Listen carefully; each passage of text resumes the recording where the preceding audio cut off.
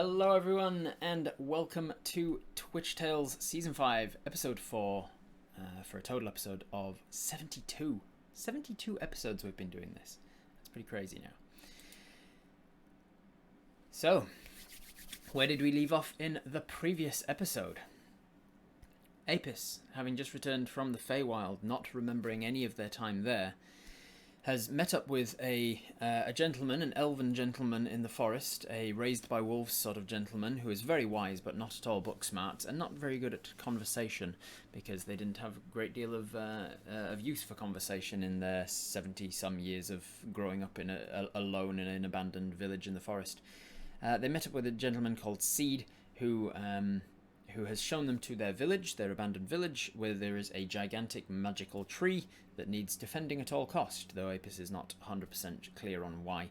Also at this village with Seed is a number of creatures, denizens of the forest, fairies and blink dogs and owls and one giant pointy massive abomination called Pointy. And then one unicorn called Julius. Julius and Seed have helped Apis to sort of get settled again. Having lost a lot of memories was a little bit jarring, but they've managed to get Apis a little bit settled and fill them in on the need to replace certain magical wards and guards of the forest called the Sentinels, to fix these Sentinels. Some of them are already underway of getting fixed, others need a lot of work. Apis has most recently gone with Seed to a village of myconids, mushroom people, that can mind meld through a collective experience with spores. They tried to do this to share memories between one another, but getting blocked by the Feywild magic, the memories that Apis had of their time there was hindering the melding process. And so the myconid chief stopped the process and said, "Okay, I can see what's happening here. You're from the you've been to the Feywild, but you're not from there, so your memories are all messed up. What you need to do is go and get some brown mold, and then we can start a process by which we can assist you with this memory problem. Don't touch the yellow mold, though," they said as you receded into the darknesses of the underground depths of this cave, going spelunking for brown mold. As you head off with your friend Seed and your giant bee companion Mel in tow, you slipped down a pit in the ground and got all slimy as your torch was extinguished in a puddle at the base of this pit. Then you heard skittering in the dark as you reached around and found your torch and shook off the water and tried to light it again. Eventually it took, and the light illuminated this humanoid eye not too far from you, with this long metallic proboscis sticking from its mouth, its huge undulating sort of centipede-like body just kind of floating in space, and then its proboscis shot out towards you. And what you were looking at was something akin to this. The artwork was done by Ben Van Lier, and it was the first monster that I statted out on stream when I first began streaming. So that's what we're fighting. Very exciting. So that's where we're starting now. That's where we left off, and that's where we're starting with with going into the fight with the Cyclopede. All right, so let's crack into it.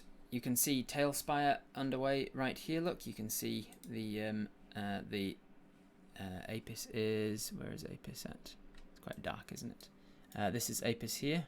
You can see Apis with their little cloak on. You can see that you've turned around in the darkness. I think you can give this person a torch, can't you? There you go. Boom. Tailspire. Isn't that incredible? Very cinematic. There's bones and things littering the ground. Bones and things littering the ground. And then over here, this flying thing. It doesn't actually have tentacles, remember. It only looks... This is just as best as I could do. It's a giant monster with a proboscis-like thing sticking out of its face. It's come forwards and it's shooting out towards you. You can also hear some skittering of of trivial sized ones around the place as well that are much more like actual sizes of bugs and insects and things. Tiny ones and a massive one. Yes, the massive one is definitely some kind of a queen, or some kind of in charge, and then the tiny ones are obviously the drones, as it were. So we are going to roll initiative. So we're going to go into the dice box here. We're going to grab one of Apus's d20s and give it a roll. That's a 10 on the dice. 10 plus your 3 for initiative takes you to a 13. Quick yes or no in the chat if you want to re-roll that with your lucky horseshoe, or are you going to just go with 13? 13 is just above average and should put you around about there. Then Mel, we've got Mel's dice. Oh, Mel is not doing too well. We've got Mel as a 3. Then you've got your allies. Ally who's going to be Seed, who is up the top of the pit and will come down to help you ASAP. Seed is about here with an 8 plus stuff. We're getting overwhelming no's. Don't worry about re-rolling, so we're just going to stick with our 13. And then finally we've got the monsters. We've got enemy number 1. There we go. And then the enemy... did I roll for the enemy already? I don't know if I did. I've been playing with dice absent-mindedly. Not the greatest. Alright, so we're going to go with enemy here. And then finally, Queenie Lady. Ooh, also a 13. Does the Queenie Lady have a decent dex? I don't think she does. Let's have a look. Cyclopede Queen. No, -1. So she beat you. She rolled well on initiative. Rolled the same as you. But thankfully for you, she is not very dexterous. So even with a 13, you're going first. Perfect. Alright, so she whips out her proboscis, but you are faster. Going to beat her in the initiative. So what we're going to do then is, this is how this works. In case you're new to it, listen carefully, because this is how Twitch Tales works. What you're going to do is, if you want to be involved in the decision-making process, and completely understandable if you do not, because not everybody's keen on it, not everybody knows what they're doing, so it could be daunting or confusing. If you want to be involved in the decision-making process for Apis, then you're going to type, let's go, she's like a giant bug, so !bug, B-U-G. Type !bug in the chat if you want to be involved in the decision-making process, because what that's going to do is it's going to it's going to add you to the giveaway, essentially. Please only commit yourself to the giveaway process if you are willing to be drawn, because what's going to happen is I'm going to draw at one point. I'm going to draw from all of the people saying typing !bug. I'm not seeing anybody typing it yet. Does nobody want to be involved in this first round of combat? Or have I done something wrong? There we go. GM Workshop's in. There we go. So I'm going to draw from anybody typing !bug, and then one person is going to get full control over Apis for 1 round of combat, and then we're going to re-enter and redraw. Think intensely to hope Shroomies here. Do you know about this bug thing down here? I would appreciate some help. Maybe send Seed down. Seed is definitely with you and will come down ASAP. They're just up the top of the pit, and so you may be on your own for about a round or 2.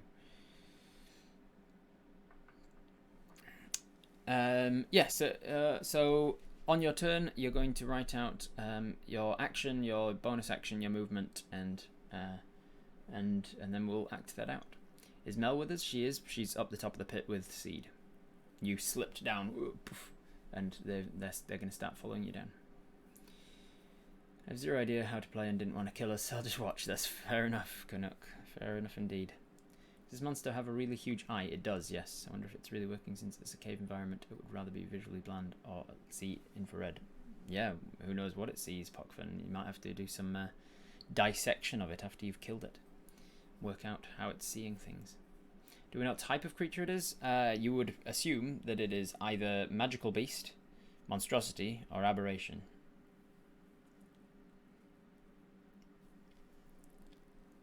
So not quite everyone's nupping out of this decision. This thing's scary. I think you found a bigger phobia than spiders. It's pretty messed up. I missed if we decided to kill it, did we? It's definitely hostile to you, Nullweb. So at the very least, you're going to defend yourself. Whether or not you're going to kill it is up to you.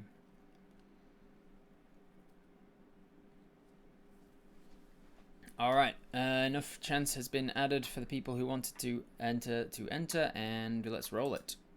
GM Workshop. There you go. Rackham, you are the one in control of Apis for now. What is it you want to do? Have a think about your action, your bonus action, and your reaction and movement. You are engaged in melee range with the giant Cyclopede. It is size category large. You are size category medium, just as a dwarf. And then there are also some trivial ones around. You can see at least 3 of them in the darkness, illuminated by the torchlight.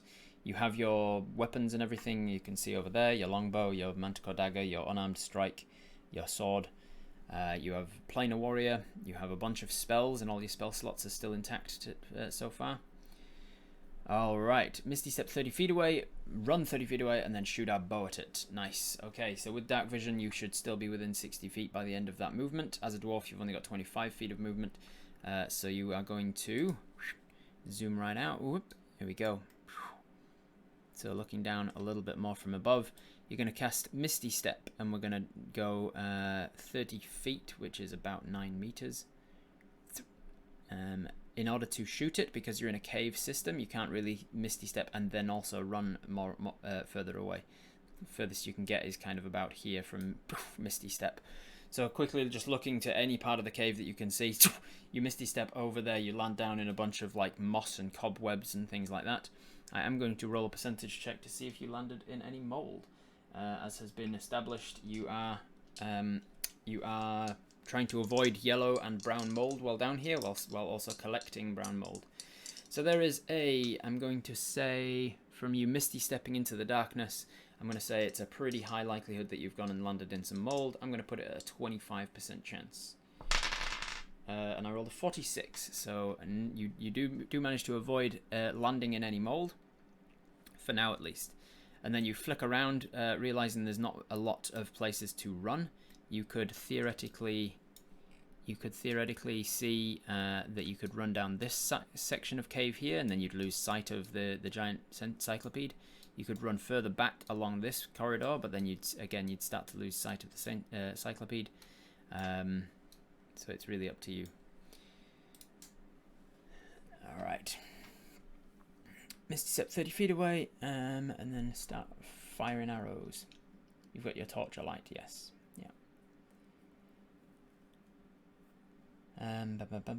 Better than eating an attack of opportunity, I reckon. Yes, very, very likely. You don't necessarily want an attack of opportunity from something with a massive metallic proboscis sticking out of its face.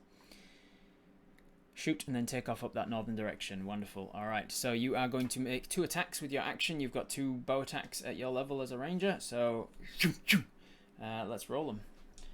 We'll roll both. No, we'll roll one at a time in case you want to re-roll them with horseshoe. The first attack is a nat 20. Do you want to re-roll that with a horseshoe, or are you good with a nat 20? Are you good with having a nat 20 on the attack? I think that's usually a good thing, right? You guys are usually okay with starting off a fight with a nat 20. All right, so nat 20 on the first one, and then the second attack, one after another, very quickly. I can't even hit the tray.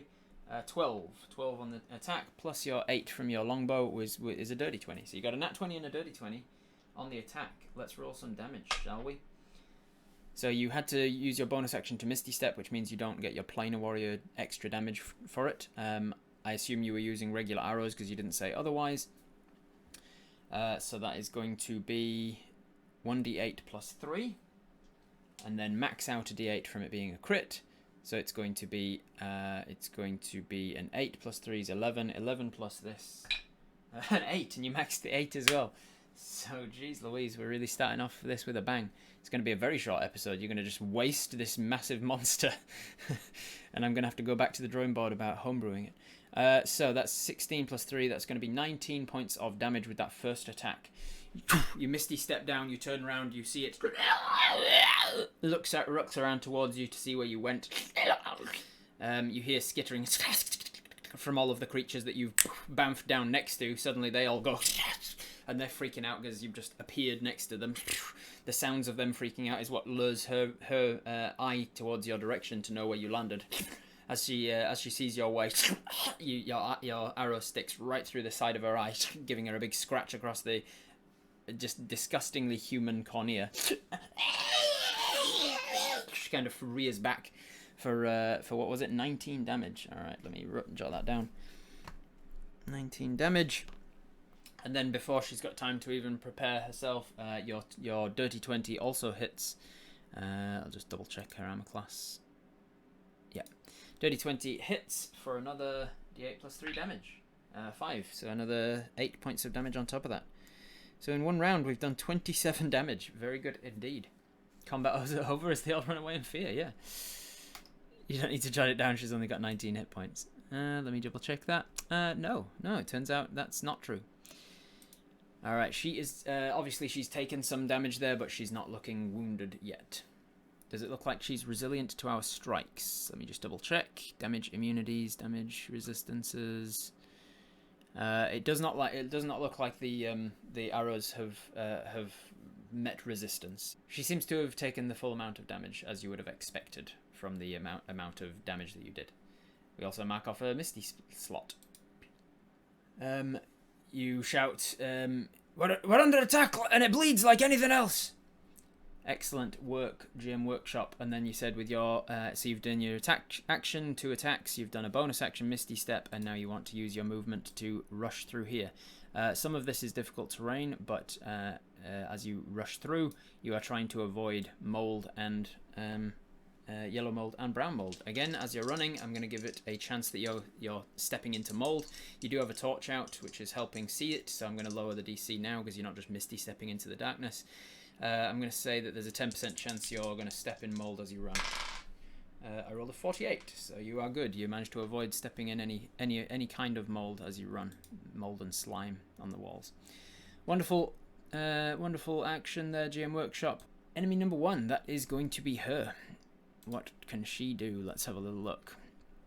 Collective Sight. Cyclopede Queen can share its vision with every other cyclopede within 100 feet of it, so she can see you even if you're around corners and things. As long as there is one of her cyclopede hive, she can share vision with all of them through her gross human eye. Keen Sight. She also has advantage on perception checks that rely on sight, so even in the darkness and things, she can see you. She has dark vision, she has tremor sense, so you're not hiding from her very easily as you run. Spider Climb. She can climb upside down on difficult surfaces. Alright, is she going to do this, maybe? If she goes and chases after you... Oh, that's a pretty good one. Yeah, I like that one. It's pretty gross. I'm going to do that. So she uses Malicious Burst. The Cyclopede Queen may move up to 60 feet and then may make one slashy spike attack. So she suddenly puts on a burst of speed as you are running from her. She suddenly... You hear this sudden thundering of claws against stonework. She bursts around the corner at great speed, catching up to you with her Malicious Burst. It's a recharge ability, and then she makes a spike attack. I've got too many things open. There we are. Slashy Spike. So she's going to roll for that. Try and hit your armor class. That's a dirty 20, so that's going to hit you. And that's going to be 1d8 plus 2 damage, which is 6 points of slashing damage. 6 points of slashing damage as her, not her proboscis, but one of the horrific kind of mandible sort of attachments of her face comes slashing across you and cuts you for 6 damage, which means that you are on 74. You're down to 68. I believe that's all she can do. Bonus actions. She can't do anything as a bonus action. Let me just double check. I'm not forgetting any skills or anything. No, she's good. Alright, that is her turn. It is now down to enemy number 2, which is all of the mini-gazers. The little mini-me's. They also have collective sight, so they know where you are. They've got keen sight, they've got spider climb. They've got mandible attacks and a biting attack. Let's see if they can pierce you. Let's see, are they going to suck your blood? Yeah, suck your blood. That's what they're going to do. They're going to do some biting attacks. One of them is going to, let's see how many of them can get to you with a fly speed of 20. These disgusting little critters, these ones can definitely fly in and get to you. 1 and 2. And then these ones are going to have to dash in order to get to you. So they can't attack. So you're going to get 2 attacks. These ones are just chasing after the mama. Chasing after the mama. The big old queenie lady. But the 2 that manage to get to you also make attacks. The 2 that manage to get to you also make attacks at you with their biting mandibles. Or their biting proboscis, I should say. They're trying to inject their proboscises into you. Proboscises? Probosci? Doesn't matter. 18 and a 19 on the dice, plus their modifiers. This is going to hit. You're not in a good place here, Epis, because that's only 1 point of damage, plus 3 is 4 points of damage, and then a 3 plus 3 is 6. So 10 points of damage total from the 2 that managed to latch onto you. The Cyclopede's attached to the target. The target must also now make Constitution saving throws or take poison damage on top of that. It's a Constitution save against poison. You are a dwarf, so you have advantage on this roll. It's a D12, sorry, a DC 12, and you have what is your thingamabob? It is a +2 con save. So you've got with advantage you have to get a 10 or more, and that's a 16 on the first one, and a 5 and a 3. So the first one fails and does not give you any further poison damage. The second one your first saving throw succeeds and you take no further damage. Then your second one, as the next Cyclopede lands on you and latches in, it manages to stick its proboscis through your armor and into your body, deals piercing damage, and then also manages to inject some poison into you. You have poison resistance as a dwarf, so you failed the save, but you're going to take 2d4 halved of poison damage, which is 4 halved to 2. So you took 10 from slashing and then another 2 from poison, so taking us down to 56 health. You're not looking wounded yet. While the Cyclopede is attached to the target cannot regain hit points, and the Cyclopede cannot use its bite attack. The Cyclopede can detach from the target on its turn without using an action. Alright, so not so good, not so good. You can see where there's lots of bones down here. Yeah, they've managed to desiccate the corpses of any travellers or creatures that have fallen down here, beasts and monsters alike. That is, I believe, all of the enemy's turns. It is now your ally's turn. You hear the sound of seed above. Displace the cloak, displace the cloak. Alright, let me think. Displace the cloak would have changed anything. The lady went scuttling after you with a slashy spike, and she hit you, and she definitely still hit you. So the displace the cloak only lasts for the first attack of the round, which would have been her attack, and she hit you. And then it would have gone away for the minions. Alright. I think that's it. So we have your ally's turn. You hear Seed from somewhere echoing up in the tunnels. Yeah, Seed says, Apis, are you okay? Seed, come down now. And then you hear this kind of crunching, squelching kind of noise, this weird sort of noise that sounds a little bit like he's grinding up rock all of a sudden. And that's all you hear from your ally. You shout, Seed, Mel, look out! There's a giant eyeball with legs swiping at me. There's babies. They don't look friendly. You start shouting it out. It's echoing through the stony caverns. You're doing your best to call it out for them in warning. Let me head back out and over to where Mel is. Alright, so Mel is, with a 50 feet of movement speed, is able to... Oh, this guy's there as well. I missed this little dude. Alright, Mel is joining the battlefield. With her movement, she manages to get down onto the field, but she's not able to actually attempt anything on this turn. Then it is your turn. Apis, we're back to the top of the round. Matt, what are we doing? Misty Step out of melee. Hopefully that leaves the attached baby bites. And then back towards where Seed was. Arrow attack the mum and then move backwards again. Wonderful. Alright, so that's going to be our bonus action. 2 attacks and then a movement. Very efficient. I love it. So these things latching on. You think about reaching up and grabbing them and then you think, no point to grab them. Just Misty Step out of it. You want to Misty Step back as far as you can. Misty Step. Do you have to be able to see where you're stepping? I always forget. Teleport up to 30 feet to an unoccupied space that you can see. So you need to be able to see it. So you are going to Misty Step back to somewhere around here, poof, up against the wall as much as possible. You are Misty Stepping, so there is a chance that you're going to land in mold. With a 60 though, you avoid stepping in mold as you Misty Step back. As you arrive back, swirled around with misty, silvery mist. You land down, realize that you are bleeding from the wounds that you've just taken from the little critters, but you have indeed left them behind. They did not teleport with you, being that they are creatures of their own right, and they weren't counted as being worn or carried. So you land down on this side of them, and then you are going to take 2 shots at the back of the mother. We're going to roll for those right now. Let's see how we go. I almost thought it rolled past a nat 20 and I almost thought it was going to land on it again. That's going to be a 4 to hit. A 4 plus 8 is 12. 12 to hit. Do you want to reroll with a 12 with your lucky horseshoe to see if you can hit Matt, or do you want to leave it as a 12 to see if 12 is enough to hit its armor class? Could shuffle sideways a little before stepping to get better sight. Could have done, but then you're risking attacks opportunity and stuff as you move. Hoping to save the action surge for later and miss the mold. Maybe she has a bad armor class. We want to know the armor class, so we're not going to re-roll it. Alright, so as you fire it off, you get a 12, and it strikes across the back of her carapace, and the arrow gets lost into the darkness. 12 is not enough to hit. But you have a second attack. Which is 12 on the dice, plus 8, dirty 20. We know from before that dirty 20 does hit.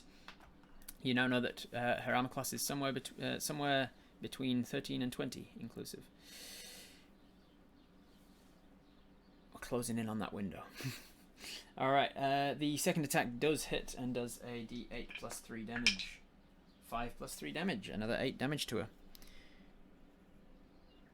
That takes her to this. She is not yet looking wounded, but it does strike into the armor of her back. She kind of flicks around. You can tell that she's not doing a very good job of floating like the little ones are. She's mostly actually just standing on the walls. She can she seems like she's moving lighter than she should be. Like she can kind of like jump off of the walls and stuff, but she can't really hold herself in the air very easily for long periods of time.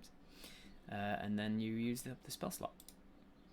So that's both of your second level spell slots gone. Your Misty Step is no longer an option because you're out of second level spell slots. But you have got 4 first level spell slots left. Okay, so that was 2 attacks. That was a Misty Step. And now it is a run. Run away! Alright, as you run, can you avoid touching any of the little ones? I believe so. Ooh, this is an interesting thing here. You can either go past the little one and hope for and get an attack of opportunity, or you can hug the wall and risk running through mold, because there's obviously mold and slime that's being represented by the cobwebs here. There's mold and slime all along the walls, so to stay out of its melee range, you're going to touch or at least risk touching mold. So do you prefer, Matt? Do you prefer an attack of opportunity or mold? Which one's the lesser of the 2 evils there? Can the colour be seen in the torchlight? You can see the colour in the torchlight. Let me see whether it looks yellow or brown. Yellow and brown aren't opposite ends of the colour spectrum, so it's going to be pretty difficult. So I'm just going to make it a perception check to see. And because you're preoccupied with running around and all of the dangers of this thing trying to eat you, I'm going to give you disadvantage on it. There's enough other stuff going on for you. So that's a 9. 9 plus your perception. This does not get a forest bonus, but you do have a good perception modifier. Your perception modifier is a 5. So with a 5 plus 9, that's a 14. I'm going to say that you would gather that this mold looks, and I'm going to see which it is. Odds it's yellow, evens it's brown. I'm going to say that you would guess that this mold on your right is more browny in colour than yellow. But then again, you haven't actually managed to find either one. You've not found both and like compared. Brown's what we need. Roll through it. Risk the mold being brown and shuffle on the right. Okay, so you do so. So you move past with your movement. You slide through the mold on the right. I'm going to see percentage chance that you get. You push through it. Yeah, wow, you actually managed to avoid being touched. Man, because you're sliding past it, the percentage chance was an 80% chance, and you rolled a 98. So no, you managed to avoid being touching any of the mold. You're very dexterous as you run past. And as you run past, you suddenly see Mel buzzing around there. Hey, Apis, what's going on? And you're like, they're eating me, they're trying to eat me, there's bugs. And you manage to scream out some words of warning before getting roughly to here with Mel. Wonderful turn, Matt. Well done. Let's... Oh, very slippery, yeah. Very slippery. Don't want to touch the brown, it's dangerous. We need to collect it and give it to the mushies. Well remembered, Wraith. Just because we need to collect the brown does not mean the brown is not dangerous.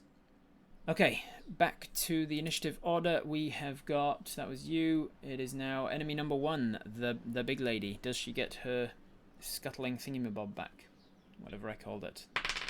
Oh, she does. Interesting. So she could use it again if she wanted. Let's have a look at what she got. What she got. She could use her malicious burst again to catch up to you and make another attack. But what else has she got? She's got psychic scramble.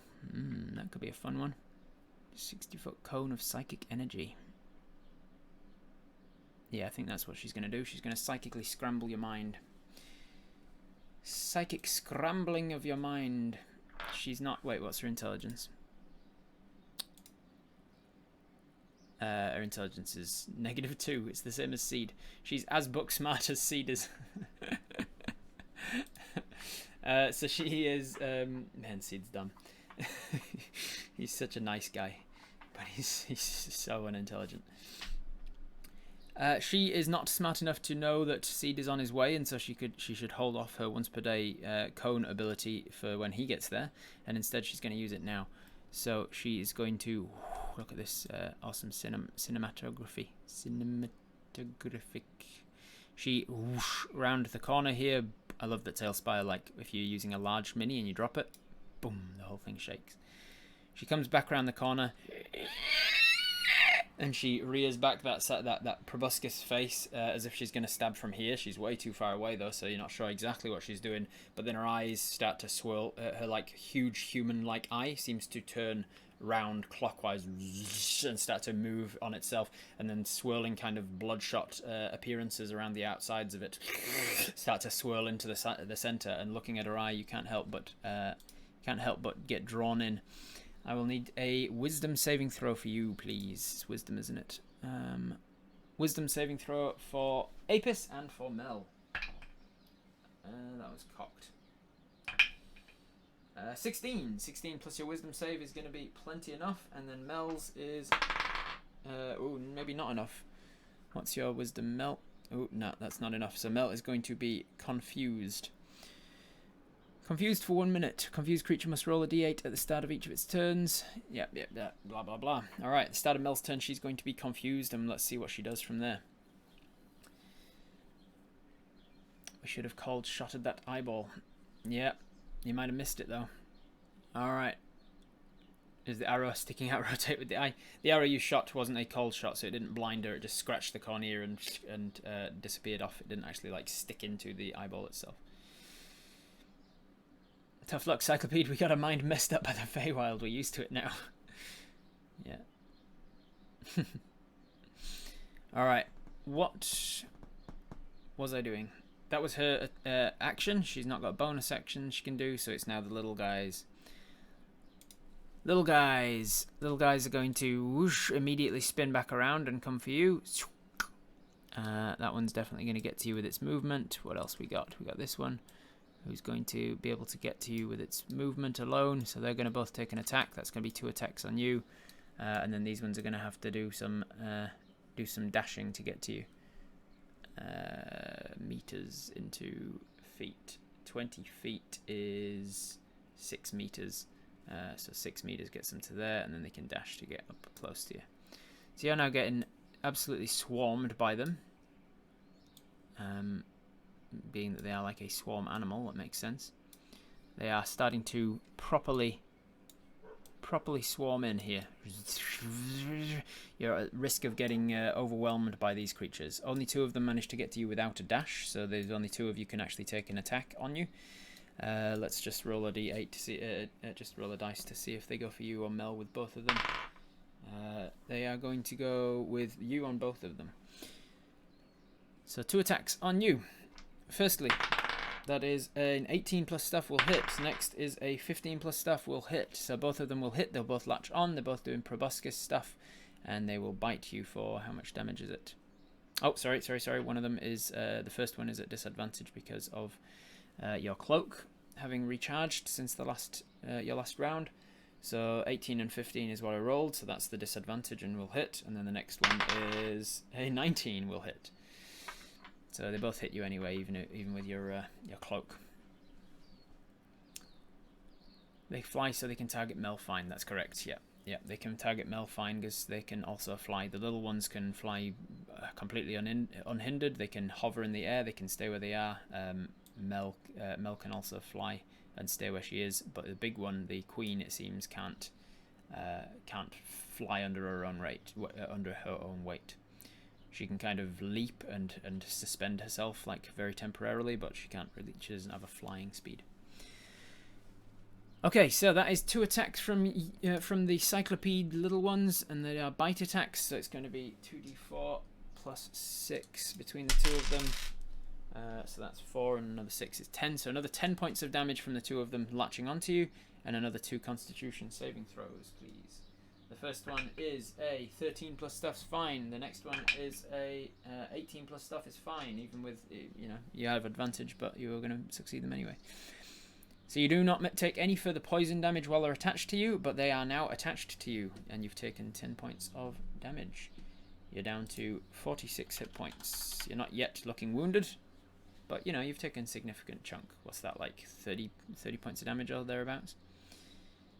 And if you don't get out of here by the next turn, you may be in a bad way, because now there's a lot of them on you and you don't have a Misty Step left.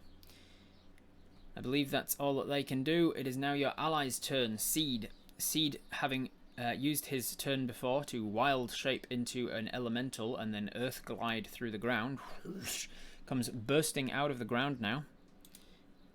He's heard you shouting about stuff, and as soon as he became an earth elemental, he with tremor sense could feel where the big lady is standing.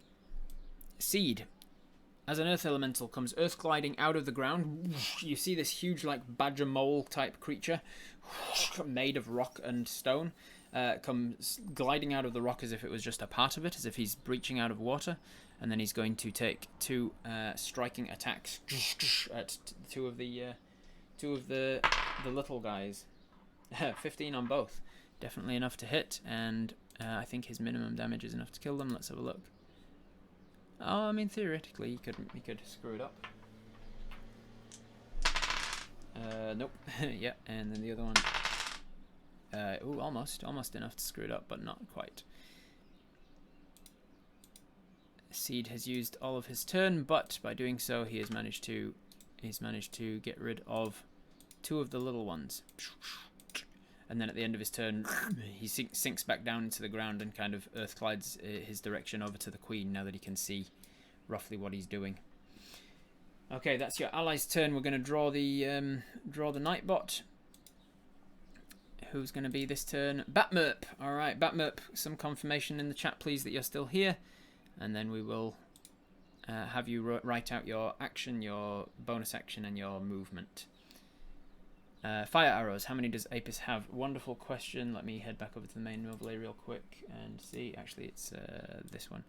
You have 5 fire arrows left.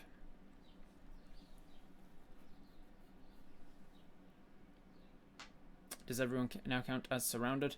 Let me think this through, because they are trivial in size category, which means that they need 5 on 1 for medium creatures to surround them. No, sorry, they need 6 on 1 for medium creatures to surround them. But Mel is also there, which screws things up, and so no, they did not get the surrounded condition on you. That is everything. Yeah. Batmup, you're starting to write things out. It's now Mel's turn. Mel is confused. Confused. She is Confucius the Confused. Not to be confused with confused. Confusion. As per the spell, she needs to make a. She needs to roll to see what she does on her turn. Where's the d10s? There. The creature does not move or take actions this turn, as Mel is utterly confused by the psychic scrambling of the proboscis creature, the Cyclopede. She just spends her turn sort of freaking out in spot and staying where she is. She cannot do anything on her turn, unfortunately. At the end of her turn, she gets to... Let me double check. Repeat the saving throw at the end of its turns. All right, Mel, come along with the wisdom save. 18. 18 plus stuff will definitely succeed. So Mel is confused for 1 round, but ultimately can rejoin the fight again. Back to the top of the round. Batmup, what are we going to do? Zephyr Strike. Move back to fire 2 fire arrows at the big boy and action surge for another 2 fire arrows at the big boy, and then move as far away as possible with any remaining movement. All right, let's see what we can do with that. You are. Where did your torch go? Because you've been firing arrows, and you can't hold a torch while firing arrows. Let me think. So you had a flaming torch. You misty stepped away. You fired arrows. You would have had to drop it at your feet. Is it any way possible? No, because you wouldn't risk damaging your bow by having a flaming torch in hand with it. So there's no way you still had it in hand. So you would have had to. So this might change your decisions here, Batmup. Let me just work something out real quick. So you were over here, and you misty stepped over to here, and you landed about here, remember? And then you dropped your torch about there to fire arrows, and then you went boom, boom, and then you came back over this way, and there's no chance that you would have been able to pick it up. So you don't have a torch in hand anymore. I apologize for that was my mistake. If one of these guys, I'll just grab one of these guys, copy, and I'll paste him down here just to use him as a torch. So you left your torch over there, burning away, and you are over here relying on dark vision at the moment. So you can use an action to light another torch, and then you can action surge to fire 2 fire arrows using that torch to light your arrows. But they are not magical fire arrows. They are just arrows that have been covered in tar, and so you can dip them in fire that already exists. If we can make it to the torch with movement and Zephyr, then use it to do so to get the fire arrows. That's a good idea, actually, because with Zephyr you don't get attacks of opportunity, so you might actually be able to move through. So yeah, you're going to do your Zephyr Strike as a bonus action, which gives you no attacks of opportunity. It also, if you use your extra advantage attack, you can do so with, you can run through them to get to them. It's actually a really good idea. Alright, so Zephyr Strike's going to give you it's going to give you the ability to move out of all of these little swarms without getting attacked. Very smart indeed. 25 feet of movement plus another 30 should be plenty enough to get all the way back over to your torch. So you rush past everybody. You use up a Zephyr Strike. And then once you get down to the torch, as you're running, you're pulling out arrows, some of the fire arrows from your quiver. You get to the torch that's lying on the ground, you dip 2 fire arrows into it, and then you draw back, and the first one's going to be at advantage because you've used the Zephyr ability in order to get the speed to get there. So with advantage, grab both of your dice. 2 or a 16. 16 plus stuff will definitely hit. That's a 24. And it's going to do fire damage. So it's going to do that. It's going to do an extra d4 of fire damage. It's going to do a plus 3. 3 plus 2 fire is 5, plus another 3 is 8. 8 points of damage to this thing. it is now starting to take a chunk of damage left, right, and centre with things sticking into it and burning it and slashing it. You don't get do you get extra damage on Zephyr, or does he just give you advantage? I forget. Let me double check. Zephyr. Oh, it does. An extra D8 force damage. Nice. 2 extra force damage as well. You have now done 45 damage to this creature. It is not yet starting to look wounded. Alright, so force damage. You've Zephyr striked over there. Now you don't get your advantage stuff from Zephyr Strike anymore because you've used that once per spell. But you do get the extra secondary effect of Zephyr Strike, which is that you can move without attacks of opportunity. So you're still moving through the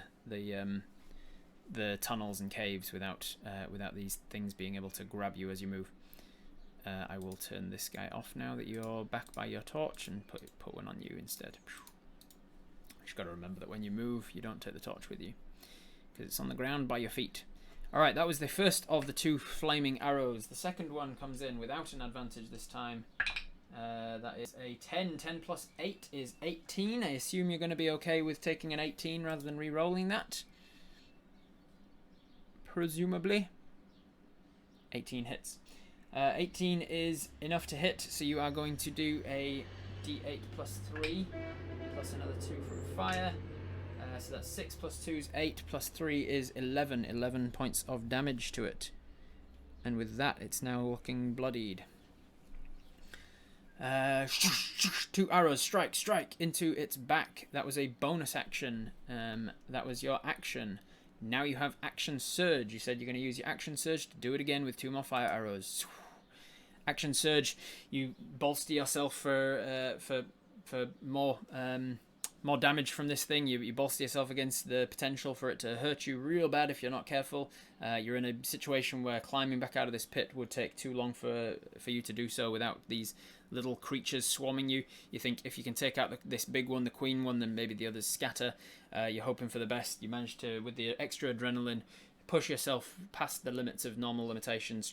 Another 2 fire arrows dipped down into the torch by your feet and then fired off. The first one is going to be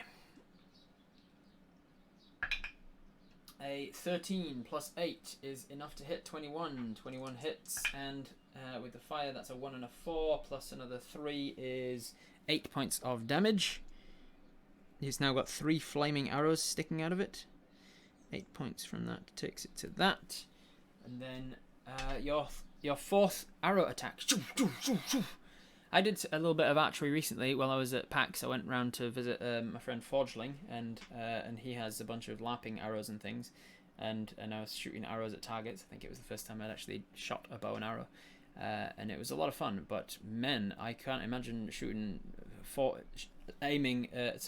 drawing out, aiming, probably aligning it, and shooting 4 arrows in a 6-second round, on top of running across a dark cave and dipping in fire and all the rest of it. Apis must be very good at this. I did do the fire damage, yes. It's just that I got a 1 on the D8 and a 4 on the D4. Alright, so the last of the fire arrows is a 14, which of course plus 8 is enough to hit. 22 to hit, and that's going to be in the tray. A 4 and a 2 plus another 3 is 9. 9 points of damage total. Takes him to 73 damage. Jeez Louise, takes her to 73 damage. 73, not quite dead. Fire arrows lighting up the place. I'm going to say that she is now illuminated properly, like a torch. There you go. And she is definitely flaming. She may take some extra damage on her turns, it seems. That would have killed Apis. Yeah. Yeah. She's wounded. She's definitely showing signs of being wounded. She's got blood coming from her. She's seeping. She's definitely scratched up and screeching in pain and agony as you've been firing arrows at her. Depending on what sort of a creature she is and how she hunts and things, and how good she is at self-healing and things like that, she may now try to leave. Usually when a creature gets wounded, that's when I consider whether or not it's going to flee. So you'll have to find out on her turn, which is right now. because you've used all your movement, your bonus, and your 2 attacks and your action surge. Very good turn indeed. Lots of resources gone though. We'll have to remember, somebody remind me, that we're now down to just 1 fire arrow left in our quiver.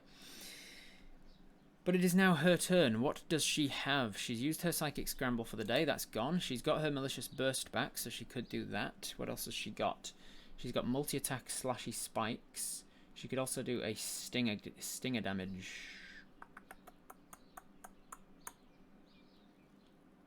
Stinger is on. She's only got the 1 stinger attack. She's also got the big proboscis attack, which she could do. Slashy spike and movement. I think she doesn't need to do the slashy spike thing because she's already got the movement. Oh, she doesn't have a lot of movement. She's a big, heavy girl. She can only move 10 feet. So that would be boom, boom. 10 feet is about 3 meters. Oh, she can get there. Just. All right. So is she coming for you? Let me think. Put myself in this position. No, she's going to retreat, but she's going to send all of her people at you. She's going to move away from you. She's going to do a... Oh, maybe she takes out the Mel. I think she goes for Mel, because then she can kind of 2 birds, 1 stone it. Yeah, she's going to use her Malicious Burst. Is that what I called it? Malicious Burst? Yeah, Malicious Burst. She puts on a burst of speed that's unlike her normal speed. She's going to make a slashy spike attack at Mel as she goes past with her mandibles, and then she's going to use her 10 feet to disengage and move behind this rock where you can't fire arrows at her anymore. So as she makes an attack at Mel, that's going to be... not great, but Mel's not got the best armor. Oh, actually, Mel's got decent armor now that she's got leather armor, hasn't she? Good on you, Owen? Who was the guy who made Mel's armor? Top of my head, I'm trying to remember his name. The NPC. Owen, I want to say. Good on you, Owen, for the leather armor for Mel. So with that, she is going to miss, I believe. It's going to be a plus. Yeah, no, that misses. That misses because of Mel's new armor. She slashes at Mel as she passes, and then as she leaves Mel's range, Mel is no longer confused, so Mel's going to take a stinger attack of opportunity. She leaves Mel's range. Mel is going to... so that wasn't a Mel dice. This is a Mel dice. 17 plus stuff will hit. Damn, Mel. Get it, girl. You get it, girl. That's going to be that. And then she's immune to being poisoned and poison damage. So she's not going to take the Mel poison, but she's going to take the slashy damage at least. The piercy damage, I should say. Which means it's now on this. She's retreating around the corner here. So she did a Malicious Burst and then a Retreat attack. Does Seed get an attack of opportunity too? No, he deliberately went underground. He went into an earth glide thing so that he couldn't be targeted. But unfortunately, that means that he can't be. He also can't target others. So he shifted into the ground, and his intention was to pop up beneath her. But she managed to go before he did. Avoiding attack of opportunity was more useful. It definitely was very useful. You were swarmed and would have taken a lot of attacks of opportunity to move. See, you're being a trash tank right now. Yeah, I thought he would have got like an attack, like a surprise thing from bursting up out of the ground, but it didn't work. He's not the smartest guy, and I think tactics comes... tactics could be argued to be wisdom or intelligence, but I think he was using his intelligence there, by the looks of it. Anyway, that was the enemy. Then it is the little enemies first. The little enemies are going to... Are they going to go for you? I don't think they are. I think they're all going to go for Mel. 1, 2, 3, all on Mel, and then this one over here is going to go for you. So we'll go for the one for you first. That's going to hit with a 15 plus stuff. These guys have been pretty consistent at hitting these little ones. They've actually been rolling really well. So that's going to be, how much was it? A d4 plus something, wasn't it? Bite attack with their attacks. Could do 2 mandible attacks. No, I think that's good. Oh, I should actually. I just remembered as well. You didn't disengage. You didn't misty step out of their range before. You just ran. So the 2 that had hit you were attached to you and ran with you. It didn't change anything. You still were able to do your attacks and things. But these 2 were attached to you as you ran. So there's actually only 1 left to attack Mel, and now there's 3 on you. One of them's just attacked you and succeeded, so they are going to do an extra d4 plus 3. Ooh, 7 as well. That's 7 points of damage. It is now attached to you. You've now got 3 of these little Cyclopede bastards attached to you, so with their tiny little proboscis. They're kind of like the size of rats, and they're just like latched onto you and sucking blood. That is 7 points of damage, and then a Constitution saving throw against poison. You have advantage because you're a dwarf. That's going to be a 13 plus stuff. It's fine, so you take no further damage from that. But the 7 points takes you down to 39 hit points. 39 of 70 something. You're not yet wounded, but you're getting close to halfway. Then the 2 that are already attached to you cannot use its bite attack because it's already biting into you, so it's going to now use its mandibles. It's attached to you. It's now going to make 2 attacks. So it's plunged its proboscis in. This is basically how they fight. It's plunged its proboscis in and attached to you. It's like a barbed thing. Injects some venom into you and prevents you from healing while ever it's attached. And then once it's attached, it gets multi-attack with its mandibles. So, the first one that's attacking you with a multi-attack gets a 6 plus stuff or a 3 plus stuff, neither of which will hit. The next, even though it's attached to you, I probably should have given them some kind of advantage when they're attached to you, but I didn't, so oh well. The next one attached to you gets a 9 plus stuff and a 6 plus stuff. Jeez Louise, the 9 plus stuff takes it to a 14. 14 is not quite enough to hit. So even though they're attached to you, their mandibles are, it seems they've plunged the proboscis through your leather armor, which, because of, point of force and piercing, it managed to cut through the leather armor and into your body and cause the damage to begin with. Latch on because of the barbs, but then the mandibles are like trying to scratch against the outside of the armor and are not getting through. It's hurting, but not enough to cause any points of damage. You know why they missed? Because they're dead. Rob's too far in the zone. What? Seed killed 2 of them, yeah, and I took them off the field when he killed them. They're missing because they're dead. No, they're not dead. They're attached to you. Seed killed 2 of the flying ones that were going for Mel when he burst out. No, he didn't kill the 2 that was attached to you. He killed the 2 that went for Mel. All right. Then we've got. What else is happening? So they. Where was I? Oh, the one on Mel. The one on Mel needs to make an attack. Did forget the displacer cloak for the first attack though. Which one was the? The first one was the one that they. Yeah, I suppose I did. Yeah, 12 plus stuff will definitely still hit you. Yeah. The one that flew at you and attacked you, I should have had displacer cloak for, but they hit you anyway. Concentration check for the Zephyr Strike. Good point. Concentration check. Nat 1. All right. So you're going to drop Zephyr Strike unless you want to use your bonus your lucky horseshoe to reroll that. Do you want to use your lucky horseshoe to reroll? It's currently a Nat 1 on your concentration check, and you're going to drop your Zephyr. In the meantime, I'm going to roll the attack on Mel. 2. 2 plus stuff will not be enough to hit Mel's armor, so this one cannot latch onto Mel, it seems. Ooh, there's a lot of sort of dissent here. Yeses and nos. How many we got? We've got 1 more. 3, 2, 3, 4, 3, 4, 5, 6, 5, 6, 7, 8, 9, 10. Yeah, we've more nos than yeses, but it wasn't unanimous. People thinking that we'll just drop the Zephyr, keep the horseshoe for something more important. If it latches onto Mel, it might make flying hard. Certainly would. All right, so Zephyr Strike drops. Ow! Oh, too much pain. As I've just remembered, I'm wearing my Mel top today, and as a coincidence, I just grabbed the shirt out of the box. I'm actually wearing my Twitch Tales shirt. Cool.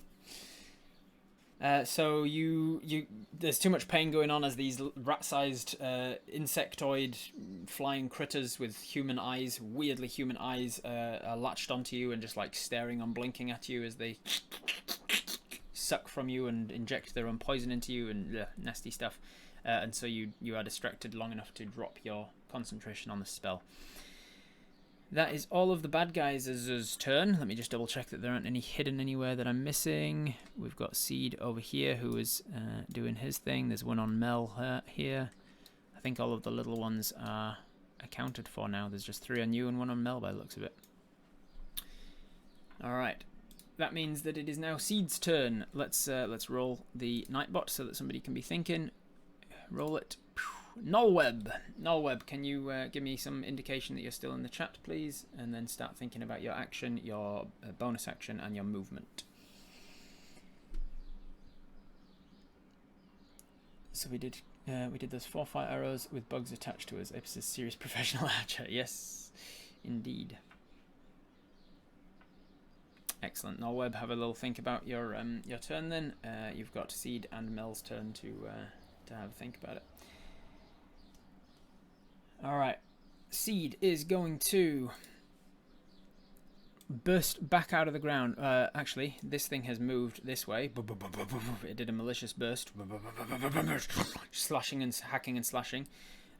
Seed can feel that because he's under the ground and he's an earth elemental, so he can earth tremor. He doesn't need to go around the corner, he can go direct.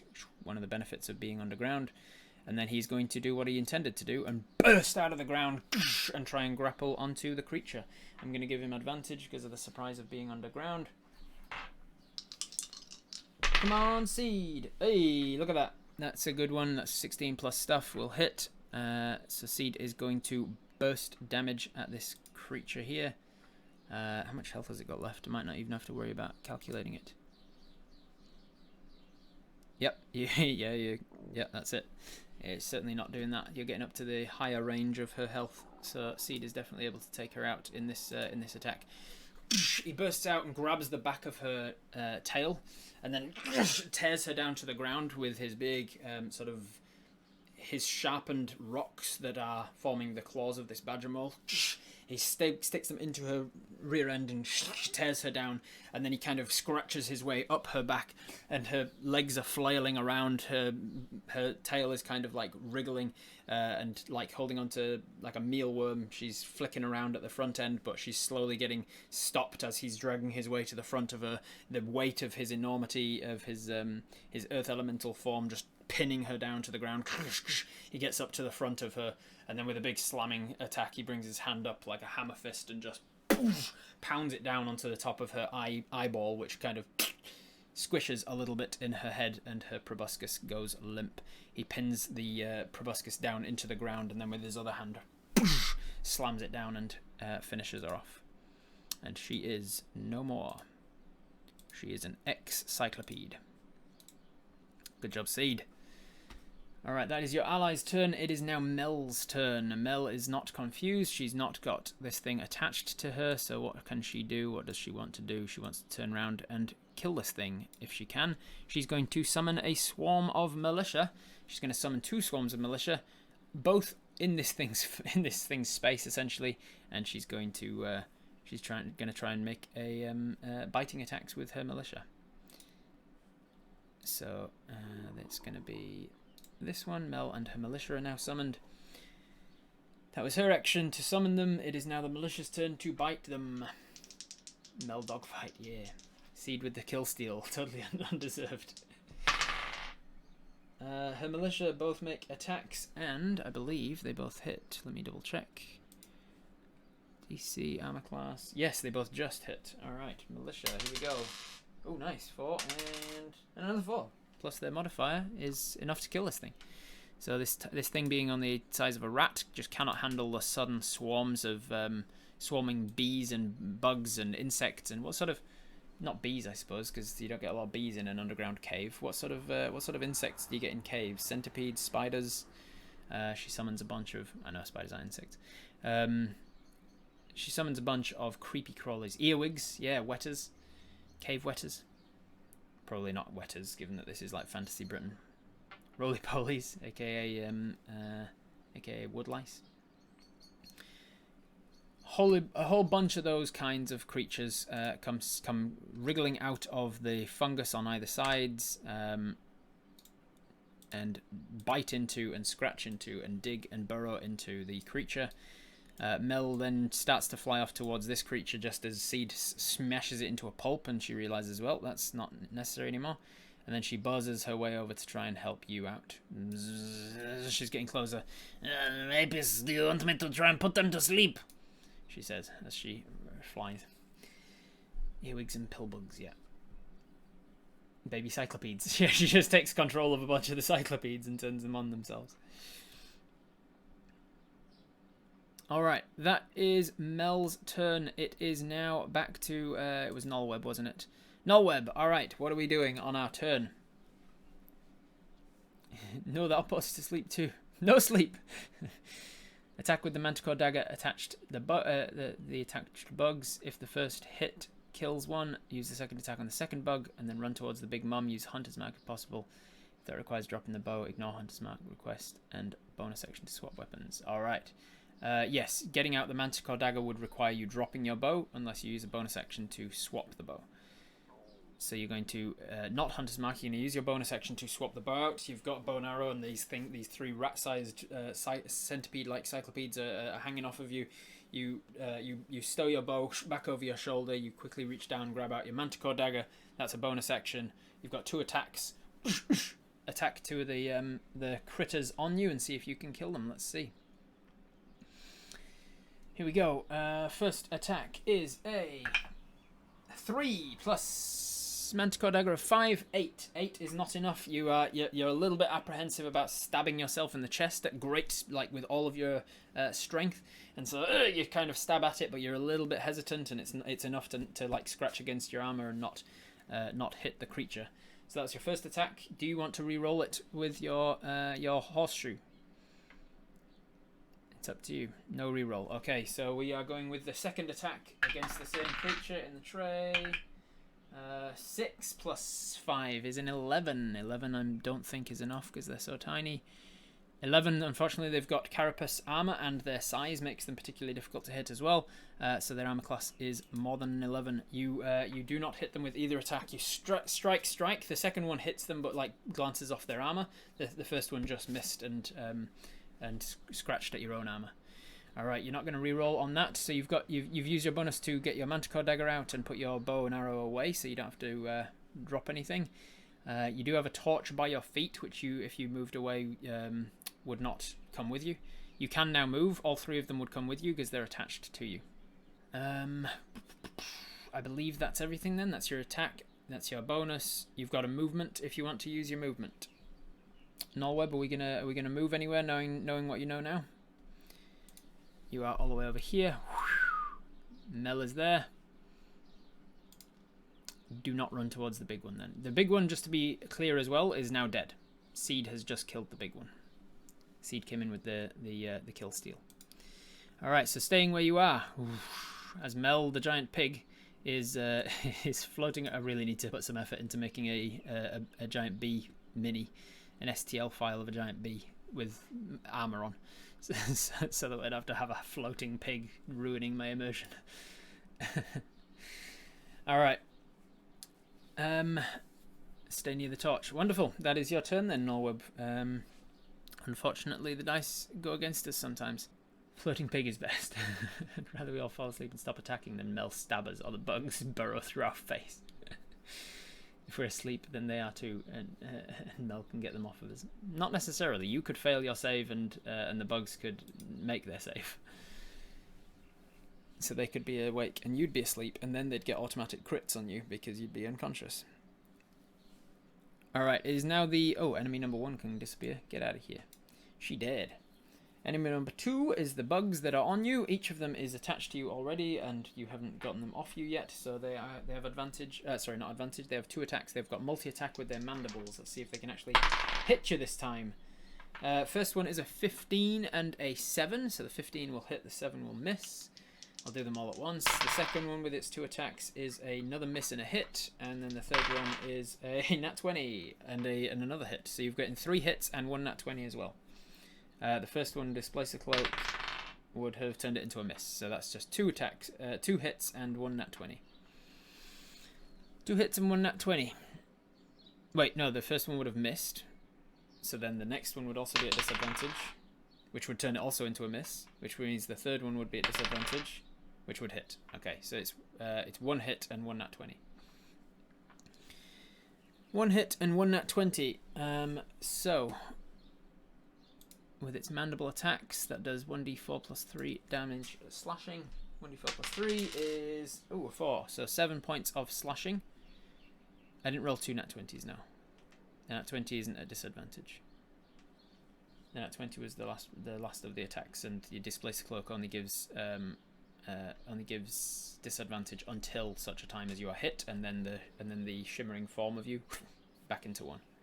I'm not even sure if these guys thematically should have disadvantage with the nat 20 with the Displacer Cloak, because the point of the Displacer Cloak is that it makes your form harder to tell where you are for when people are attacking you, which makes it harder to hit you. But they're literally stuck into your face, like not into your face. They have their faces stuck into you, and they're just going like that. They're biting at you. So the Displacer Cloak probably shouldn't have even given them disadvantage. But screw it, I'll allow it. The cloak resets at the start of each of your turns. Yes. All right. So that is 7 points of damage with their mandibles, which takes you down to a wounded position now. You are less than half your health. And then the nat 20 is 4 plus 3 plus another 4. They're rolling well on that. So that's a 11 points of damage from the crit. Takes you down to 21 points of damage. You can still dodge with something grabbing you. I think you either misunderstood or you tried to misunderstand what I was saying there. The cloak doesn't make any sense to have imposed disadvantage on a creature that is lodged into you and just mandible biting you.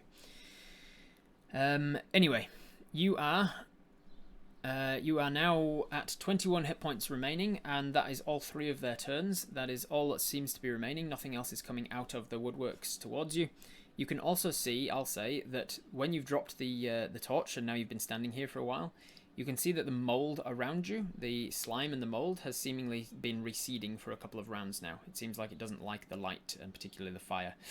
And you're not in fear of standing in the mold from your current position. It is now Ally's turn. Seed. Where is Seed at? He is going to... He can feel you. Well, with Tremor Sense, he can feel you. He can't feel anybody else because nobody else is touching the surface that he is on. Where are you, Seed? Get the hell out of there, big guy. So he's going to start moving towards you. He earth glides back towards you. With his movement, he can get to about there. 9 meters is about 30 feet. He comes back out of the ground. Sees what's going on, and then he's going to athletics check to see if he can get to you with sort of push himself past his movement. Actually, I don't have your stats up, Seed, because I forgot. What is Seed's movement in Earth Elemental form? It might be enough anyway. He uses the stats of an Earth Elemental, doesn't he? So monsters, Earth Elemental movement speed is burrow of 30, so he's got 30 feet. So yeah, he's not got quite enough movement to get there. It's only 5 feet shy, so I'll allow you to do an athletics check to see if you can push yourself just a little further on this turn. Not great, 7, but I think an Earth Elemental has decent athletics, doesn't it? Yeah, +5, and then plus its athletics. You might have, yeah, that's enough. All right, so without having to make a dash, because that sucks to have to use your whole action just to dash 5 feet. You're athletic enough that you push yourself forwards a little bit further, and you can make an attack with your turn. So Seed has just earth glided out of the ground, and he's going to grab a hold of 2 of the rats from you. Ooh, he's got big badger mole type fingers. Is he going to be potentially scratching you? It's possible. I'm going to say that Seed is careful enough that he's going to give himself disadvantage on the attack in order to not accidentally hurt you in the process, because he can see that you're now starting to look a little bit bloodied. He earth glid, and now he's going to opt to give himself disadvantage. This way, that I'm basically removing the chance of friendly fire. If he just went for a sort of a more reckless attack on you, because they are rat-sized and attached to you, there's a chance that he would have hurt you, I think. Right. Seed with disadvantage. Oh, nice. 18 and a 16. So he takes the 16 plus stuff, and that is enough to hit. His minimum damage will, just for brevity's sake, I'm going to say is plenty enough to kill one of these little ones. Technically it's not, but the chances of him rolling that low is low enough that I don't care. I'd rather move it along, move the story along. And then with disadvantage on the other one, 12 and a 15. So a 12 plus his modifier will be enough to hit this thing as well. So he manages to tear off 2 of them. You see his big badger mole-like claws made of rock and stone come and scrapes down you. You feel like the force of it is kind of pushing you back as his claws hit into your armor. But then, thankfully, you're wearing the leather armor and the studded leather armor that protect you against the scratching nature of his sharpened claws. He grabs around these cyclopedes who are unable to dodge out of the way of it because they're attached to you with their proboscis, and he just tears it out of you. It hurts for sure because they've got barbed proboscis, which kind of comes ripping out and leaves some blood there. Not enough to cause an extra point of damage to you, but he manages to pull both of them off, crush them in his hands, and then kind of smushes them together and drops them on the floor. We have got one left. Who is going to be the last person to finish it off, hopefully? Let's roll it and see. Tree of Dave. Tree of Dave, can you give us some indication that you're still in the chat? If you are, start thinking about your action, bonus action, and movement. You've got one more of these little creatures on you. They're like a big, rat-sized centipede-looking thing that's stuck into you with a proboscis. It's got mandibles that are kind of nipping at you and a human eye. You have a manticore dagger in hand. You have 2 attacks and a bonus attack. Well, not a bonus attack. Yeah, 2 attacks and a bonus attack if you wanted it, or a 2 attacks and a planar warrior or whatever. Meanwhile, it is Mel's turn. Mel is going to.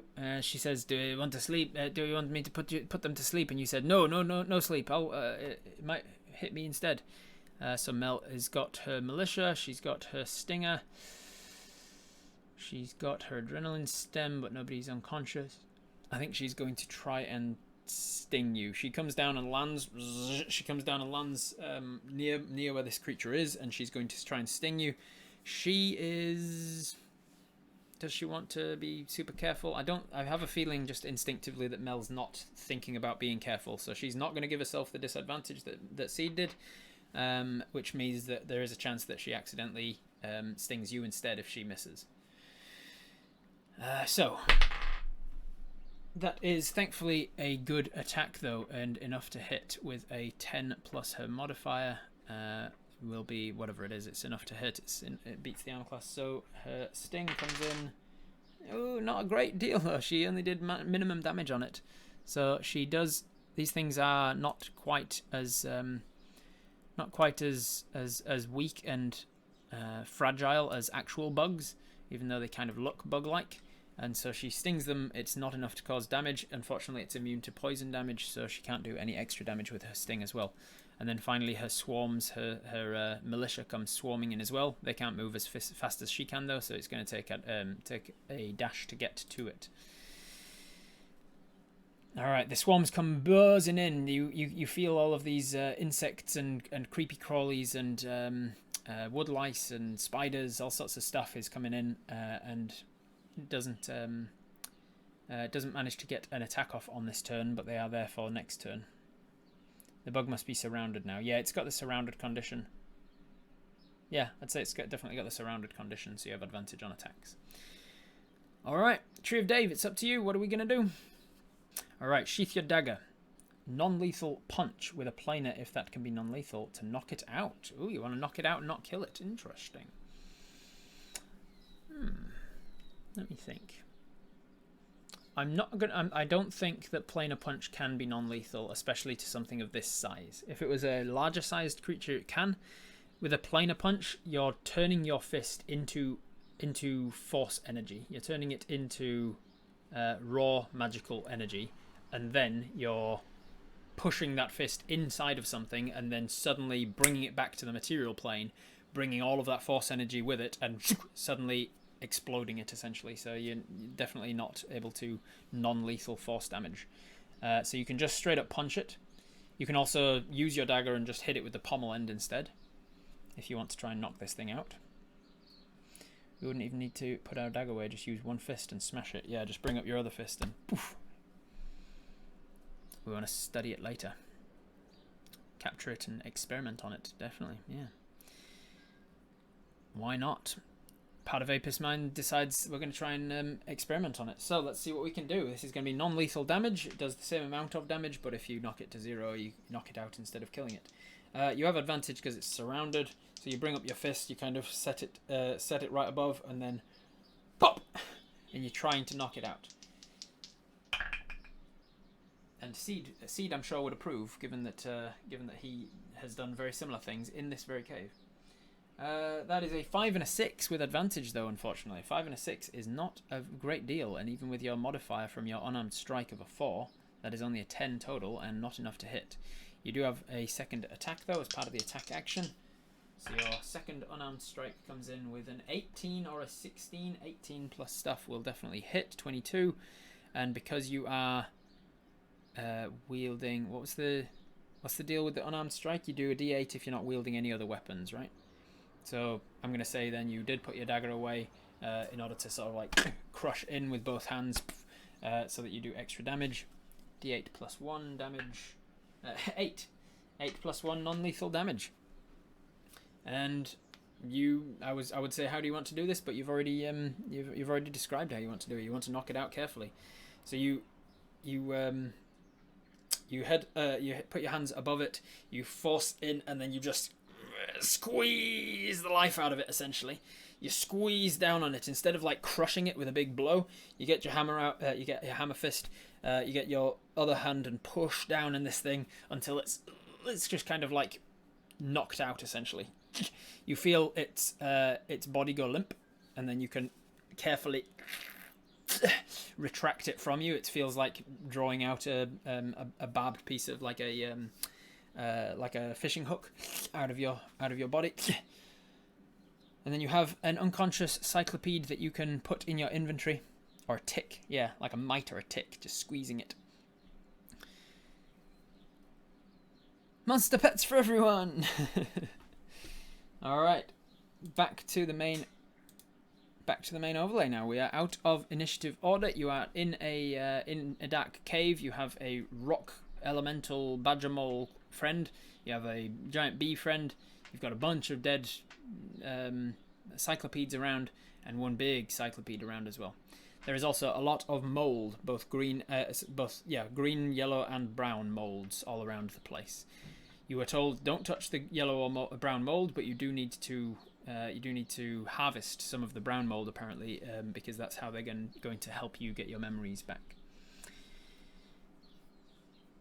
Feed it one good berry every day. That never goes wrong. Yeah, there's never any consequences to feeding cave ambush predator creatures sufficient food every single day. Doesn't certainly increase their growth period at all. Wrap our net around it, fit it in the quiver. Offer it to Seed for a second pet. He's got experience training weird baby pets to be friendly. Man, if Seed ends up with a pet cyclopede from this journey, turns it into like a proper queen and everything. We ask a question now that we're out of combat. Would Misty Step have disengaged us from the creatures attached since it's a mini teleport? It did, yes. That's what happened on the second round of our combat, or third maybe. We Misty Stepped while some of them were attached to us, and they dropped off of us. Julius will love it. Julius will stomp on it. Can we save some of the mold in the interest of science for later? We can indeed, yeah. Take 20 to investigate any valuables. Get brown mold with glass vials. See, do you want another pet? Alright. I'm not going to undermine Tree of Dave's suggestion to knock this thing out and study it by just giving it away immediately. So we're not going to give it away to Seed yet, but Seed can obviously pick up another one if he wants, like a dead one. Or he can go out and try and find a living one. Yes, pet cyclopede for Seed. We have Mel, we don't need another insect queen in our party. Alright, so how many vials do we have? We had a bunch of vials, didn't we? Empty vials. Four empty vials beneath us in this inventory here. You can see right below our net. Squinty and pointy adventures. we end up with a whole... Oh, and then like as a one-shot Seed for your birthday or something, we'd have to do like a one-shot where you're all playing various different monsters that Seed has accumulated over the years. Like somebody's playing Pointy and somebody... It's like when they did Honey Heist and Critical Role with trinket and the others. It would be something like that. Triv Dave said he was okay giving it seed. There you go then. One of you's playing a Cyclopede and one of you's playing a Pointy. We need to get you like 2 other monstrous pets. Alright, so if Triv Dave was cool with that, then yes, you Apis probably knocks this thing unconscious to study it and then hands it to Seed and says, do you want to look after this? It might be interesting studying it and seeing what it is. It's not a creature that I'm aware of before. And Seed shifts back down into his elven form and says, yes, Seed look after. And then just like pops it in his bag. Can you scroll a bit up for my suggestion, please? Sure, let's have a look. What did you say? Can we harvest the Cyclopede babies and queen for their eyes and carapaces? The eyes in case they're useful or valuable, and the carapaces to try and enhance ours and Mel's armor. Also use parts of the carapace to harvest the mold without touching it. Sure, we can start doing that. You take off some of the bugs and you scrape it out. The bug carapace isn't going to do anything. The large queen lady maybe you may be able to get something useful out of that. But the best you're going to get from these bug ones that are like the size of rats is, as you say, kind of using it like a trowel to harvest mold without touching. So you take a moment to do that. You do a bit of scraping of the guts and the body parts out of the carapace, and you start to scrape some mold off of the walls and put it into your empty vials. I'm going to have you make a dexterity sleight of hand check just to see if you can harvest the mold without touching it. I assume you're only going for the brown mold. So here's your dexterity sleight hand check. Oh, nice, 17. Sleight of hand you're not proficient in, but you are proficient. You are good at dex. So 17 plus 3, dirty 20. With the dirty 20, you manage to get all 4 vials if that's what you're interested in. I don't know if you want to use all 4 of your vials for the brown mold, but you can do so if you want it. 1 vial of each mold spare to maybe weaponize against dragons in the future. Interesting. Carefully harvest some yellow for study as well. With a dirty 20, I will allow you to take whatever combination of these vials of mold as you wish without worrying about touching it, because you were sleight of hand enough to not touch the mold directly. 2 brown, 1 yellow, 1 green. All right, 2 brown, 1 yellow, 1 green. That's what you've got in your vials. No longer empty vials, but mold-filled vials. You then go over to the corpse of the Cyclopede Queen, and you can start harvesting parts if you want to. Who in chat wants to harvest parts from this Cyclopede Queen, yes or no? Things take time. You're not sure if harvesting this mold is like a time-sensitive situation, that once it's detached from the rest of the mold colony it starts to lose potency. You're not sure if the mushrooms are waiting on you or whatever, so there's a chance that taking time here is an issue, but there's a chance it's not. Most people saying yes, we want to harvest some parts. All right, so which body parts are we wanting from this this critter? Which body parts are we wanting from this Cyclopede Queen? Do we want the carapace? Do we want the proboscis? Do we want to try and harvest the eyeball? Is Seed a good harvester? Seed's pretty good at survival. Seed's good at taking things that he knows is important. Like he's good at harvesting hunt. So he's good at hunting and like, you know, what do they call it? Gutting the animals and taking the food and stuff. He's got massive survival, yeah. That said, he's much more attuned to regular animals that he has hunted. He is good with monstrosities. He's got monstrosity handling and he can speak with monstrosities and stuff if he can speak with animals. But this is a creature he's never met before, so he would not be as good with this as he would be with some other creatures. Venom gland on this thing we could harvest. Try and get the venom gland. Eyes and poison injectors. Study how to inject things. That's a good idea. Eyeballs and proboscis at the very least. The carapace. If you're doing so for if you're harvesting carapace specifically for the purposes of making yourself and or Mel better armor, I'm going to just tell you now that's not going to happen. Mel has already got the best armor she's going to get. She is a bee, so it's incredible that she has any armor at all and still be able to fly. Anything above leather armor for Mel, she's not going to be able to fly anymore. So she's got the best armor she can get, excepting magical armor. So if you can get her armor enchanted, then yes, obviously you can improve it, but she's never going to get improved armor from like dragon scales or like any particular material. As for yourself, you're in studded leather armor. You can wear more heavy armor if you wanted to, but then you'd be if you use medium or heavy armor, you'd be removing your +3 from your dex modifier. So you'd have to get significantly better heavy armor in order to outset the fact that you're no longer getting your dex modifier attached to it. Verdant armor for Mel? Potentially, yeah, you could verdant armor Mel instead of the leather armor that she wears, and you could potentially do a good job with that. Does it have a liver? Because lunch.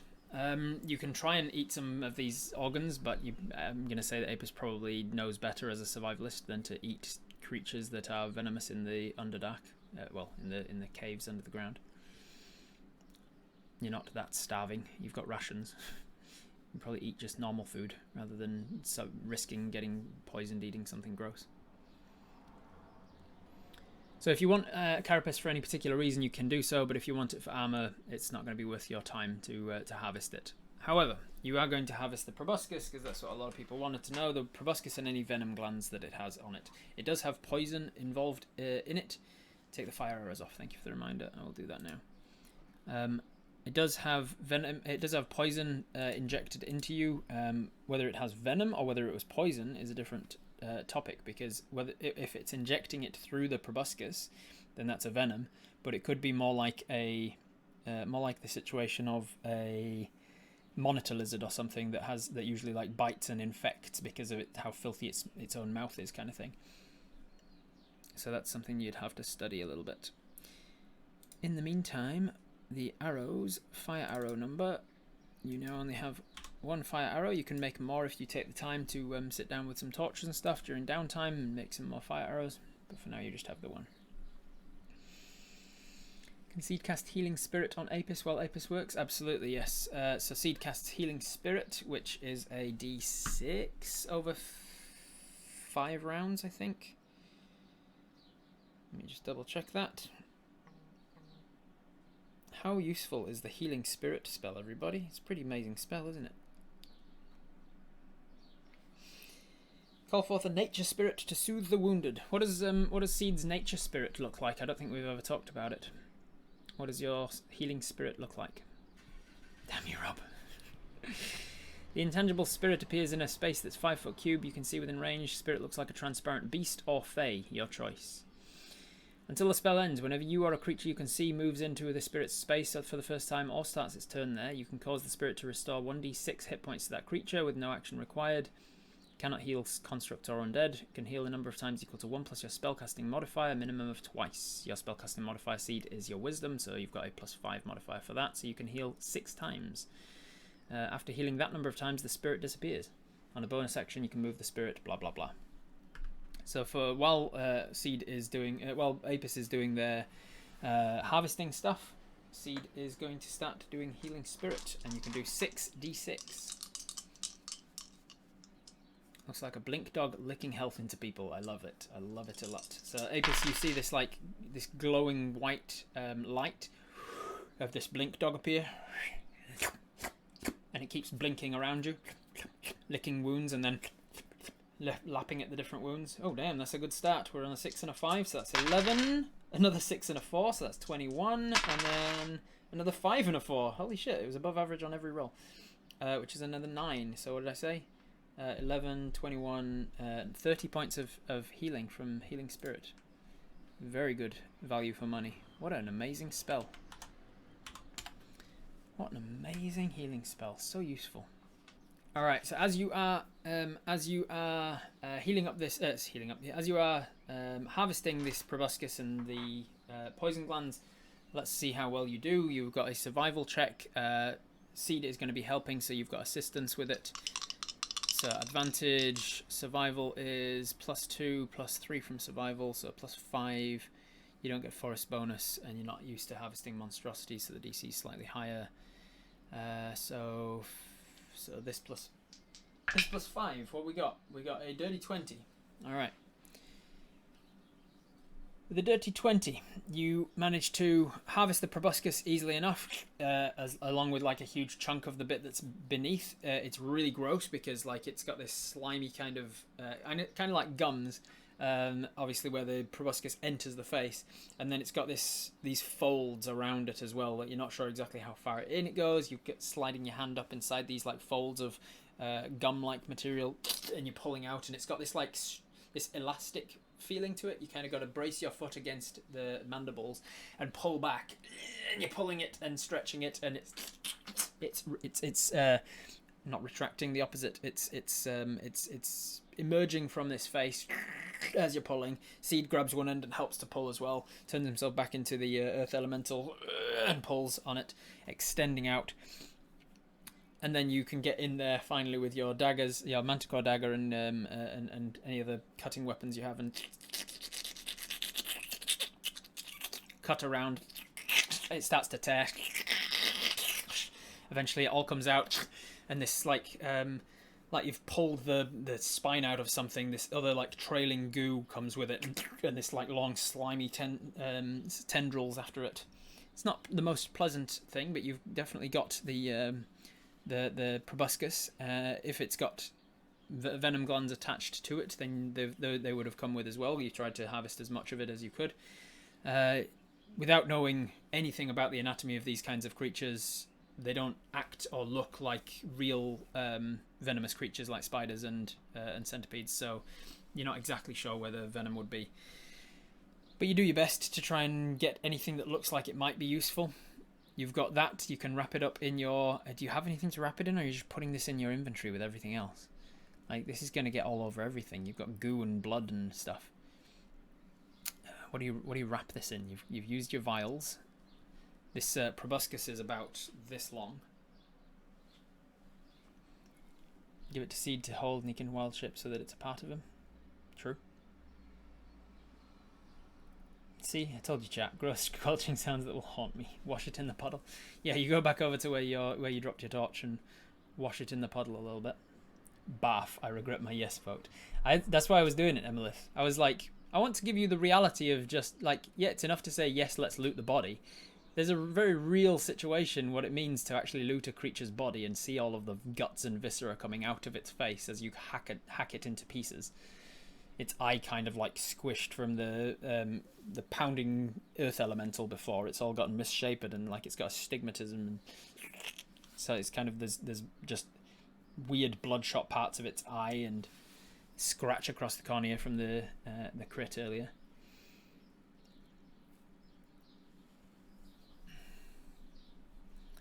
Keep the vials in the bedroll so they don't get grumpy from light. Very clever, Batmurp.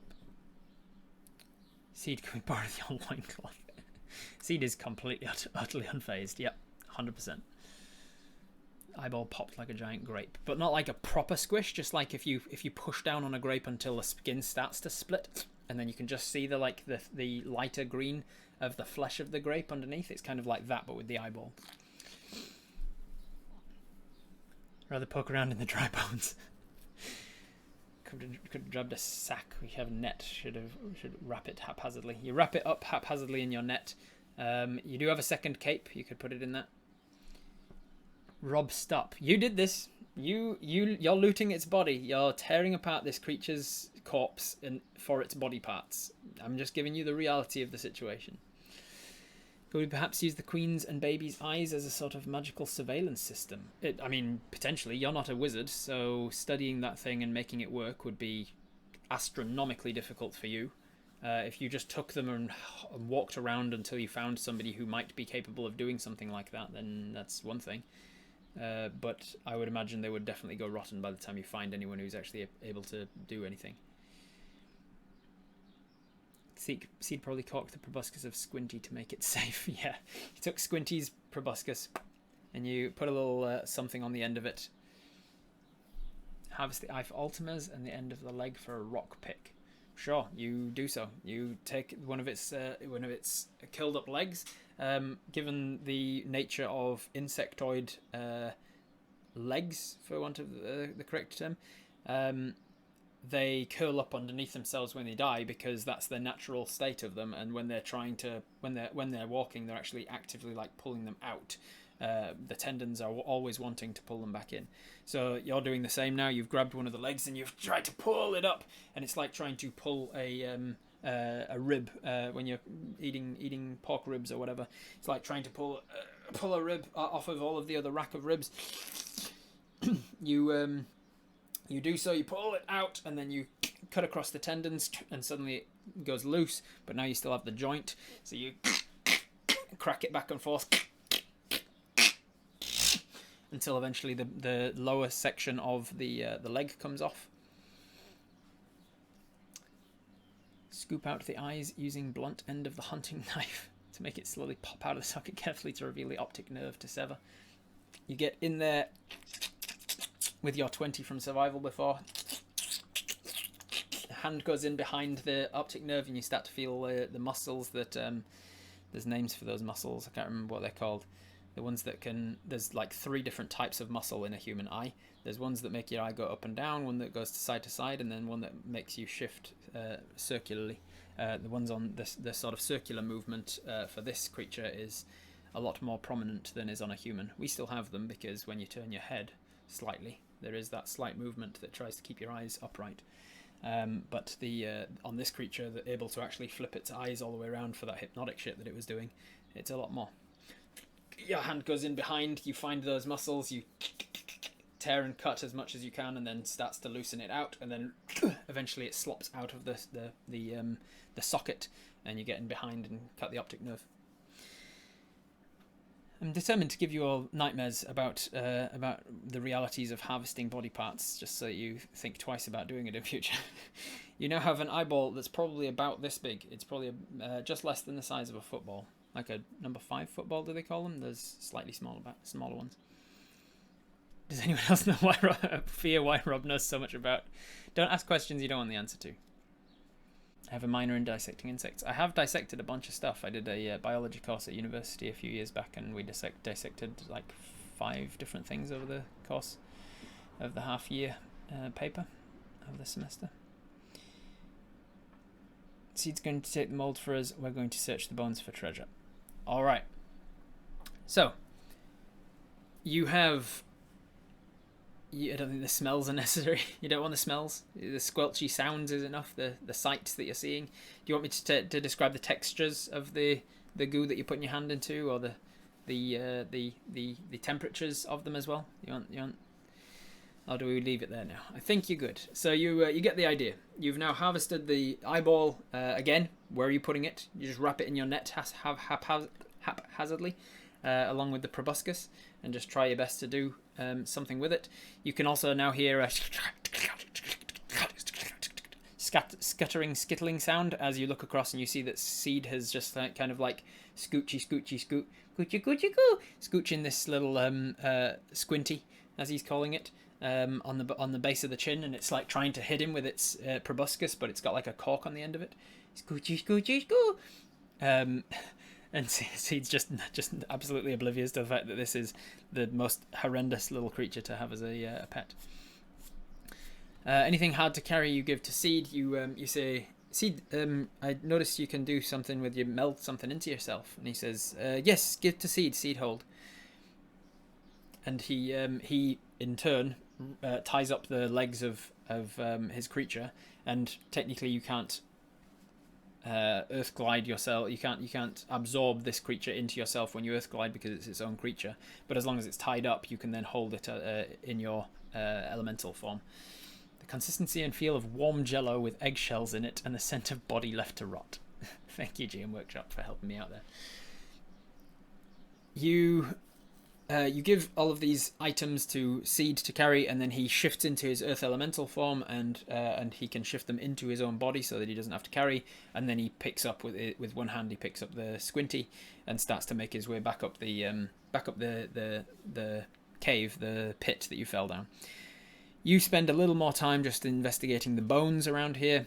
For the sake of brevity, you're not going to find anything useful. There's a few very, very, very old rations and bags and adventuring equipment, some like very rusted crowbars, a few like torches that would be useless, water skins that have long since rotted away, things from like adventurers and deep cave explorers that would not be useful to use anymore. It seems like we're talking years and years and years of just like every so often somebody will fall in here and get hit or killed or something. This is not just a single hole. Like there's caves that lead down from here. It's the beginning of a huge cave structure that goes even deeper. Nothing recent, it seems. Eventually, you head back up out of the pit. I'm not going to make you make any checks to get out because you are proficient in athletics anyway. So you manage to carefully move your way back up the pit, and getting back to the myconids, the mushroom people. You head through the village, covered in slime from slipping down into the hole, and head into the chief's chambers, for want of a better word. You present him with the mold that you'd managed to acquire, and he is very pleased. He again breathes out some of these rapport spores to reaffirm your connection to one another psychically, telepathically, and he tells you, This is useful. We should be able to help you with this. Come, let us meld. And then as you sit down to meld with him around this fire once more, a few more myconids entering the room and sort of rooting themselves into the ground, he takes the vials of brown mold and he starts to put it into the brazier in the center where he tipped his spores before, the embers that allowed your sharing of minds before. And as you sit down to meld with him once more with this brown mold, both vials, yes. I had in mind that you needed at least 2 vials of it. So when I was asking you how much you wanted to take, I was like, are they going to only take 1 vial and they have to go back down again? But you chose 2 specifically. So you got 2 vials of brown mold. He puts both of them on, and then Seed brings Squinty into the meld. Of course he does. And as this happens, as the spores head out and you breathe them in and you collapse into your state of unconscious mind meld, you begin to retain or regain the memories of your time in the Feywild.